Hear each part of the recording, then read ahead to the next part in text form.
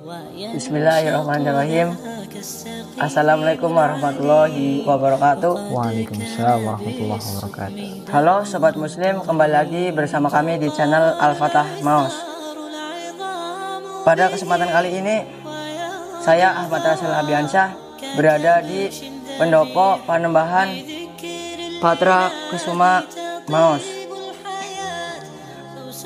Pada kesempatan kali ini kita akan memberikan pertanyaan-pertanyaan dari santri yang insya Allah akan dijawab oleh beliau Ustadz Daif Syahir.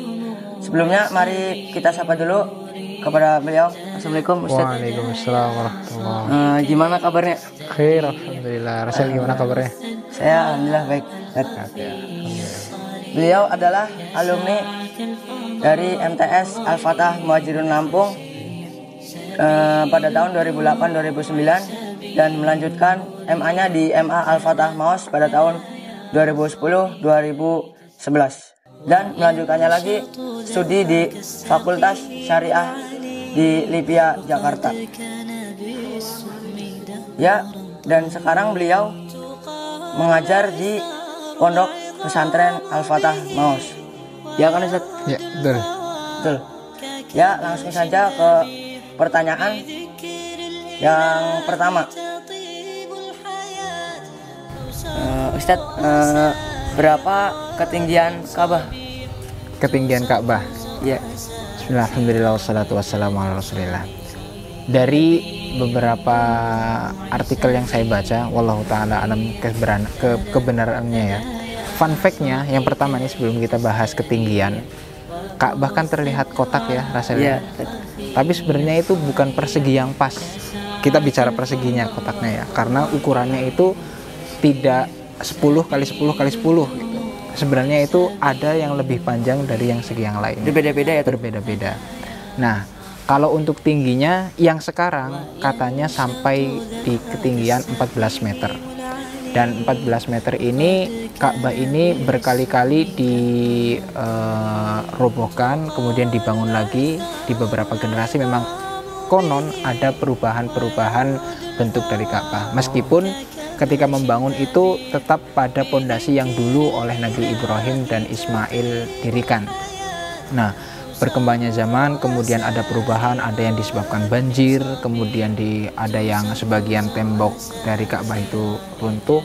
Nah, tapi untuk sampai saat ini saya lupa ini sampai generasinya siapa yang terakhir yang kita jumpai sekarang ini tingginya itu dengan tinggi 14 meter kurang lebih seperti itu. Kemudian ditutup dengan sebuah kain. Tahu nggak namanya kainnya apa? Kain. Namanya itu kiswah Ka'bah yang warna hitam itu. Nah, seperti itu. Oh, siap. Ya, terima kasih untuk jawaban yang pertama ya Ustaz. Nah, langsung saja ke pertanyaan yang kedua ya Ustaz. Jika pacarnya itu mendekatkan diri kita itu kepada Allah Subhanahu wa taala. Itu gimana ceritanya Ustaz? Hukum pacaran ya. Iya, Ustaz. Saya balik tanya nih Mas Rasel. Hukum pacaran itu apa? Ya ada yang ngomong sih haram sih, tapi emang haram sih Tat. Iya, kalau bicara pacaran berarti kan tidak mungkin kayaknya ya kalau pacaran itu tidak melibatkan antara lawan jenis. Iya, karena yang pacaran pasti lawan jenis gitu ya. Kalau sesama jenis ya itu memang udah nggak boleh. Terus kemudian di luar konteks gitu. Kalau kita bicara adalah pacaran yang lawan jenis dan tidak dalam ikatan pernikahan, itu jelas haram, karena satu, itu adalah pintu perzinahan jelas. Kemudian yang kedua, sudah banyak sekali dalil yang mengatakan kalau tidak boleh bersentuhan, umpamanya kita berbicara pacaran yang semakin jauh gitu ya, bersentuhan itu tidak boleh kalau yang bukan mahramnya. Kemudian bagaimana hukumnya kalau umpamanya pacaran yang kira-kira akan lebih mendekatkan diri kepada Allah. Kalau kita bicara tentang pacaran, berarti itu adalah suatu hal yang tidak diperbolehkan, dilarang oleh agama. Apakah mungkin Allah itu akan menjadikan hal yang haram untuk tujuan yang mulia? Sepertinya tidak mungkin. Tidak mungkin ya. Dan itu bukanlah alasan yang kemudian menjadikan pacaran itu boleh. Pacaran itu hal yang tidak boleh oleh agama. Tidak mungkin hal yang tidak boleh itu menjadi jalan untuk mendekatkan diri kepada agama. Kalaupun ada, tapi buktinya ada kok orang yang pacaran itu semakin soleh, ya itu jalan yang salah. Saya katakan itu jalan yang salah. Jalan yang benar insya Allah hanya dengan pernikahan.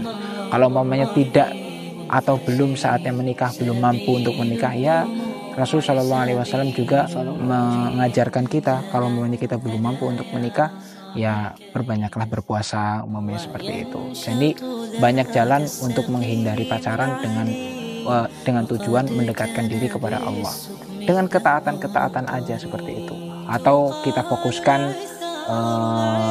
kesibukan kita, fokus kita yang tadinya mungkin ke lawan jenis kepada hal-hal yang lebih bermanfaat, mengembangkan hobi, kemudian membaca buku. Banyak sekali hal yang bisa kita gunakan untuk mendekatkan diri kepada Allah daripada hal yang diharamkan yang digunakan untuk mendekatkan diri kepada Allah. Itu seperti itu.